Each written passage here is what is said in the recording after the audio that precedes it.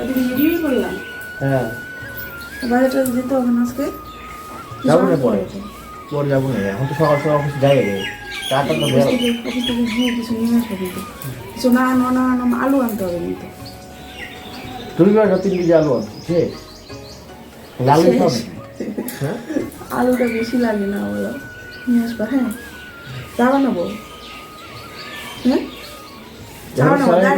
গাড়িটা কাটতে পারো না, খালি একটা টাকি টাকি করে সবসময়। তাহলে তো কোনো হানা স্যালারি ঢুকে নেই, ঢুকুক স্যালারি পরে আর মনে তো না খাই থাকি নাকি স্যালারি বলে দেখি? না দেখলে আমরা না খাই থাকবো তোমার ভাইটা বাইরে না খেতে। একটু মাছ নিয়ে এসো, একটু আলু নিয়ে এসো। আজকে আর কিছু আনতে হবে না, পরে ওই পরে তো বাজার করবো, তাই না? হ্যাঁ না না আজকে সব কিছু নিয়ে আসবো না, রোজ করে আবার নিয়ে আসবো। যাও কাজ করতে যাও। তো সকাল সকাল দুজনের মধ্যেই খুনসুটি হয়ে গেল। তো চলে যাচ্ছে এখন অফিস, এখন বাজে সকাল 7টা।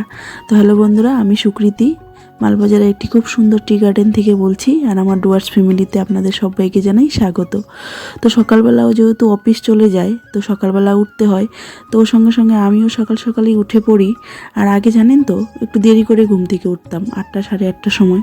তো খুবই অসুবিধা হতো রাত্রেবেলা ঘুম আসতে, মানে এত অসুবিধা হতো কি আর বলবো। এর জন্য এখন আর দেরি করি না, 7টার মধ্যে উঠে যাওয়ার চেষ্টা করি। আর যেহেতু মেয়ের স্কুলটা সকাল সকাল, সেহেতু সকালবেলা উঠে যাই। আর শরীরটাও জানেন তো খুব ফ্রেশ থাকে। তো এদিকে ওর বাবা চলে গেল, আর আমি মেয়েকে উঠিয়ে এদিকে একটু রেডি করিয়ে দিচ্ছি, স্কুলে নিয়ে যাব। তো আপনারা ভিডিওটা দেখতে থাকুন, আশা করি ভালো লাগবে।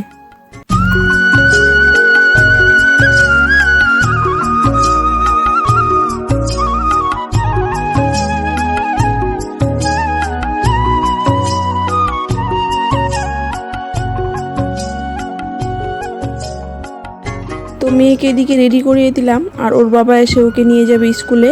আর স্কুল থেকেই ওর বাবা একটু বাজার টাজার করে নিয়ে আসবে।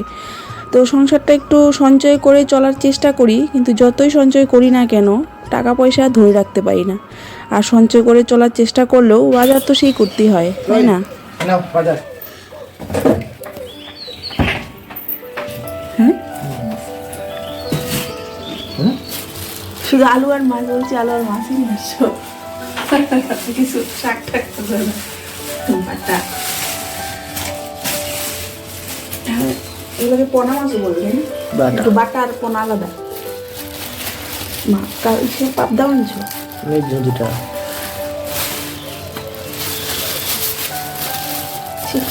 তো মাছটা আমি কুটে বেছে নিয়েছি, আর ডাঁটা আলু বেগুন দিয়ে মাছের ঝোল বানাবো পাতলা করে। আর সকালবেলা আরও সবজিও বানিয়েছি, তো এগুলো আছে, তো এগুলো দিয়ে হয়ে যাবে।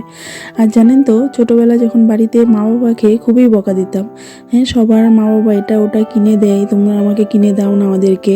তো আমরা 3 ভাই বোন ছিলাম, আমার এক দাদা, আমি আর আমার একটা ছোট বোন আছে, তো ওরও বিয়ে হয়ে গিয়েছে। তো যখন মানুষের দেখতাম যে জামা কাপড় কিনছে, তো খুবই খারাপ লাগতো। তো বাড়ি এসে আমরাও বলতাম, যেটা হয় আর কি স্বাভাবিক।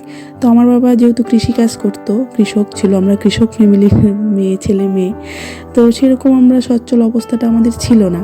বাবা মানে দিন আনা দিন খাওয়ার মতো অবস্থা, বাবা সবজি টবজি বিক্রি করতো। তো এভাবেই সংসার চলতো কৃষক ফ্যামিলিতে যেভাবে চলে আর কি সবার। আর আমাদের গ্রামে সবাই কৃষিকাজটাই বেশিরভাগ করে আর কি। তো আমাদের দোকানও ছিল, তো সেসব কথা আমি পরে বলবো। তো যখন প্রাইভেট পড়তে যেতাম টাকা দিত না, বা বলতাম যে টাকা দাও, বা বলতো যে কিছুদিন পরে দিব, বা মাস্টাররা যদি কিছু বলতো তো খুব খারাপ লাগতো। বাড়ি এসে চিল্লাচিল্লি করতাম, কিপটামি করে টাকা দিতে চায় না, শুধু জমানো, একটা কিছু দেয় না, জামা কিনে দেয় না। তো এরকম অনেক রকমেরই ব্যাপার ছিল। তো সেটা তখন আমরা কিন্তু বুঝতে পারিনি, কিন্তু এখন বুঝতে পারি যে ওরা কিসের জন্য করতো, কাদের জন্য করতো। তো ওরা তো অ্যাকচুয়ালি আমাদের জন্যই করতো, তাই না? আজকে ওরা যদি এইভাবে গিফটামি করে না চলতো, তাহলে আমরা আর এই জায়গাটা, এখন যে জায়গাটাতে আছি সেটা দেখতে পারতাম না।